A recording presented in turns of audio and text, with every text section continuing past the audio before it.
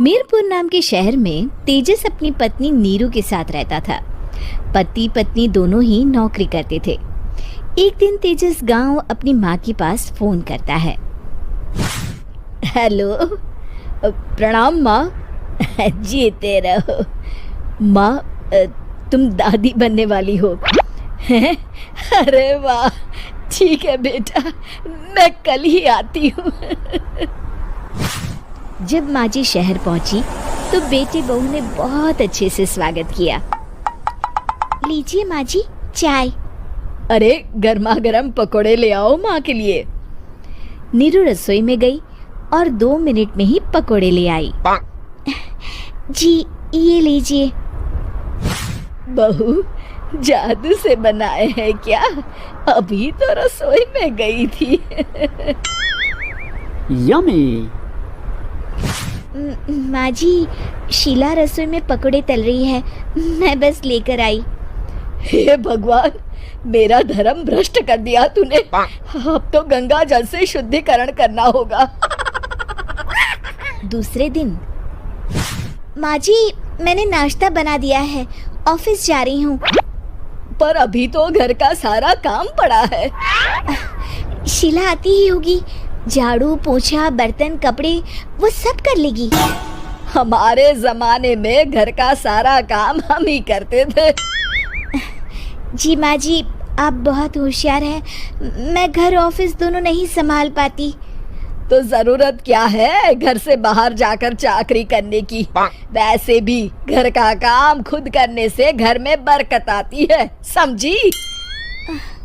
पर माँ जी। पर वर कुछ नहीं, इस महीने की पगार मिले फिर ऑफिस बंद है। हाँ। रात को नीरू तेजस से कहती है, सुनिए जी, माँ जी बोल रही थी कि मैं नौकरी छोड़ दूं।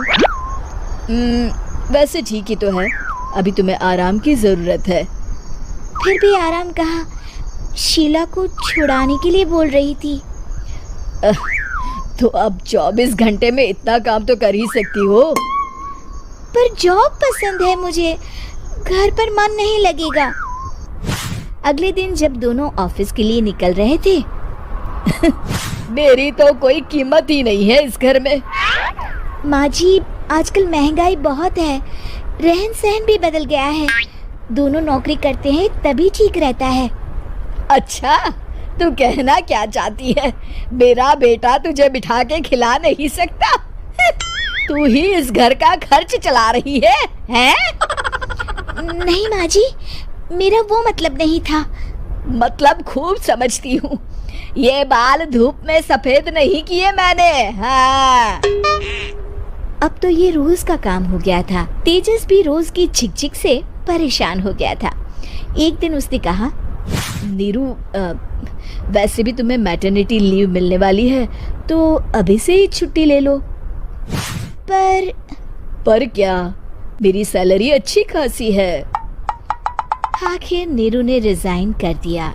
जब बच्चा हुआ तो घर में सब बहुत खुश हुए। कुछ दिनों बाद तेजस फाइल देख रहा था। क्या हुआ तेजस, कुछ परेशान लग रहे हो? हाँ, वो हमारी जितनी सेविंग्स थी वो तो हॉस्पिटल में और छठी के फंक्शन में खत्म हो गई है नीरू। और अभी वैसे मंदी चल रही है तो मैं बोल रही थी कल मुन्ना को हेपेटाइटिस का टीका लगवाना है। नीरू, क्या पोस्टपोन नहीं कर सकते? नहीं जी, बिल्कुल नहीं।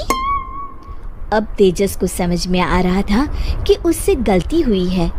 पैसों की कमी का असर घर के माहौल पर भी पड़ रहा था।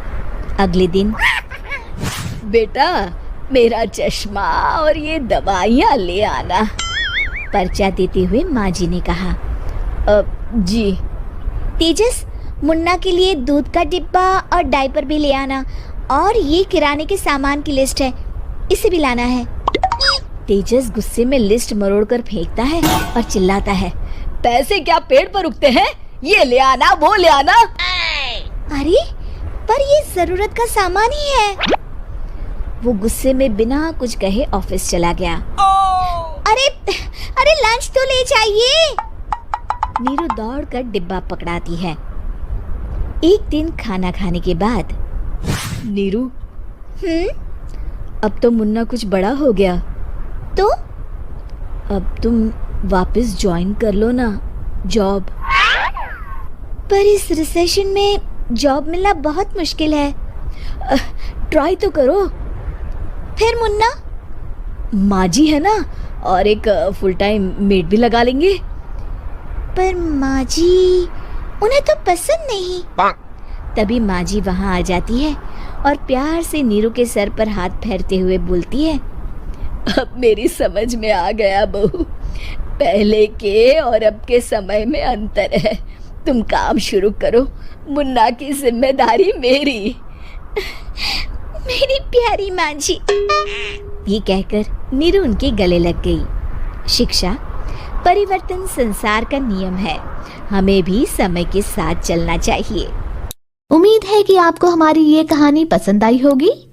कृपया हमारे चैनल को सब्सक्राइब करें और सभी अपडेट्स के लिए बेल आइकन जरूर क्लिक करें। और हाँ, वीडियो लाइक और शेयर करना मत भूलिएगा। Bye bye.